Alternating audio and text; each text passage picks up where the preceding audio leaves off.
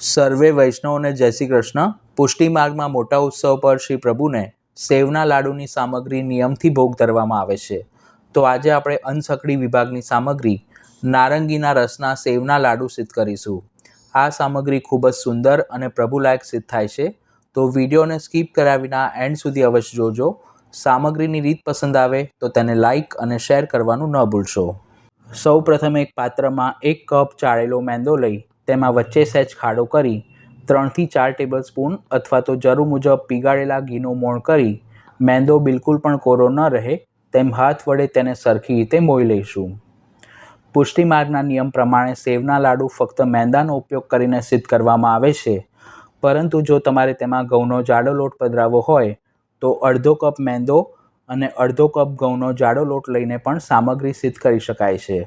મુઠ્ઠી પડતું મોણ કરવાથી લાડુ ખૂબ જ સુંદર અને દાણેદાર સિદ્ધ થશે। પછી તેમાં જરૂર મુજબ થોડો થોડો કરીને નારંગીનો ફ્રેશ રસ પધરાવી અને પરોઠાની કણક કરતાં થોડી કઠણ કણક બાંધીને તૈયાર કરીશું। એક સાથે બધો રસ ન પધરાવો, નહીંતર કણક જરૂરિયાત કરતાં વધુ નરમ બંધાશે। આ જ રીતે નારંગીના રસના બદલે પાકી કેરીના પલ્પનો ઉપયોગ કરીને પણ આપણે સેવના લાડુ સિદ્ધ કરી શકીએ છીએ। અડધો કપ નારંગીનો રસ આપણે લીધો હતો, તેમાંથી 1/4 કપ જેટલો વધ્યો છે। મેંદાની કણકને ઢાંકીને 10 થી 15 મિનિટ માટે મૂકી રાખીશું, જેથી તે પલળીને સરખી રીતે સેટ થઈ જશે। 15 મિનિટ બાદ બાંધેલી કણકને હળવા હાથે કેળવી તેમાંથી નાની સાઇઝના ગાંઠિયા વાળી લઈશું। જેમ આપણે ગગન ગાંઠિયા વાળતા હોઈએ છીએ તે જ રીતે પોચા પોચા હાથે ગાંઠિયા વાળવાના છે। જો લોટ તમે ઢીલો બાંધ્યો હોય તો ગાંઠિયાના જારા ઉપર તેને ઘસી ડાયરેક્ટ ઘીમાં પણ તળી શકો છો, પણ તેમાં દાઝવાનો ભય રહે છે, એટલે આ રીતે વાળશો તો વધુ સુગમ રહેશે। હવે તેને ઘીમાં તળી લઈશું। આ અનસકડી વિભાગની સામગ્રી હોવાથી મોણમાં તથા તળવામાં ઘીનો જ ઉપયોગ કરવો। કડાઈમાં જરૂર મુજબ ઘી લઈ તે મધ્યમ ગરમ થાય એટલે બધા જ ગાંઠિયા તેમાં પધરાવીશું અને ધીમી આંચ પર તે સુંદર રીતે ખસ્તા થાય તે રીતે તળી લઈશું। ગાંઠિયા કાચા હોય ત્યાં સુધી તેના પર જારાનો સ્પર્શ ન કરવો। નીચેની બાજુથી થોડા સોનેરી રંગના થાય એટલે થોડી થોડી વારે જારા વડે ફેરવતા જવું અને બધી બાજુથી એક સરખા બદામી રંગના થાય ત્યાં સુધી તળી લેવા। જેમ આપણે ચૂરમાના લાડુ બનાવતી વખતે મૂઠિયાને તળતા હોઈએ છીએ તે જ પ્રોસેસ કરવાની છે।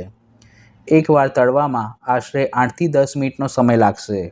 તળતી વખતે જો ઉતાવળ કરશો તો તે અંદરથી કાચા રહેશે।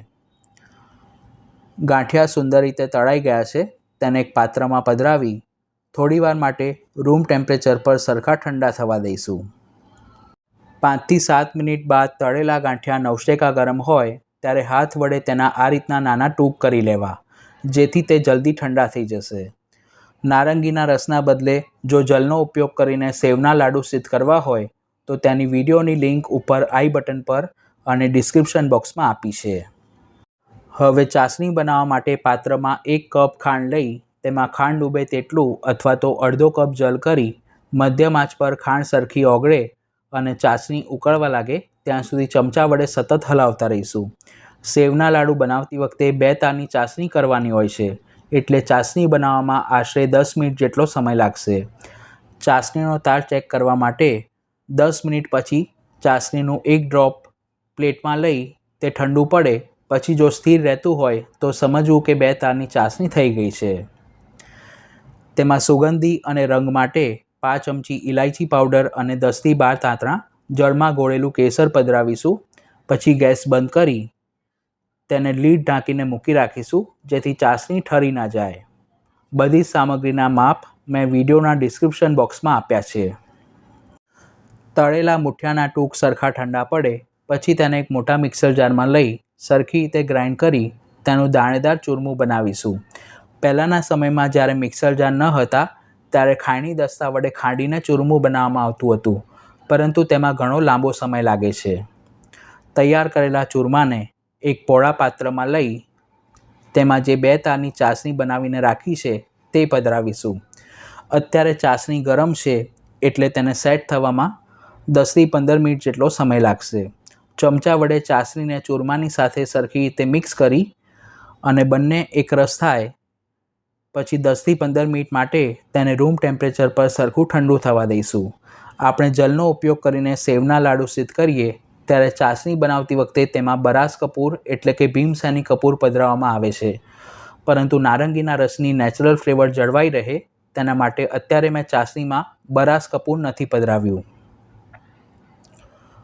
15 મિનિટ બાદ ચાસણી જામશે અને મિશ્રણ લાડુ વાળી શકાય તેવું નવશેકું ગરમ રહેશે.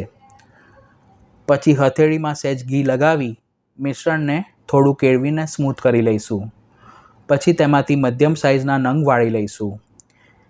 1 કપ મેદાનો ઉપયોગ કરીને આપણે 7 નંગ સેવના લાડુ સિદ્ધ કરી શકીએ છીએ. પુષ્ટિમાર્ગીય મંદિર તથા હવેલીમાં આ સામગ્રીના મોટી સાઇઝના નંગ સિદ્ધ થાય છે, પરંતુ ગૃહ સેવામાં આપણે આ રીતના નાના કે મધ્યમ સાઇઝના નંગ વાળી શ્રી પ્રભુને ભોગ ધરી શકીએ છીએ. આ સિવાય પણ મેં ચેનલ પર વિવિધ પ્રકારની દૂધગર, ખાંડગર, નાગરી, અનસખડી અને સખડીની સામગ્રીના વિડીયો પોસ્ટ કર્યા છે. આ પ્લેલિસ્ટમાં જઈને ચેક કરી શકો છો. અત્યારે ગરમીનું પ્રમાણ વધારે હોવાથી ચાસણીને જામવામાં 1 કલાકનો સમય લાગશે. ત્યારબાદ તે સરખા સેટ થઈ જશે. આ સામગ્રીને આપણે 5થી 7 દિવસ સુધી રૂમ ટેમ્પરેચર પર સ્ટોર કરી શકીએ છીએ.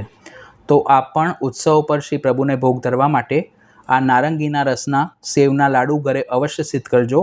સામગ્રીની રીત પસંદ આવી હોય તો વિડીયોને લાઇક અને શેર કરવાનું ન ભૂલશો.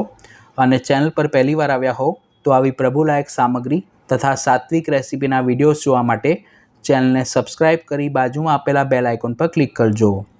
તો ફરી મળીશું એક નવી સામગ્રીની રીત સાથે. આ વિડીયો જોવા બદલ આપ સર્વેનો ખૂબ ખૂબ ધન્યવાદ.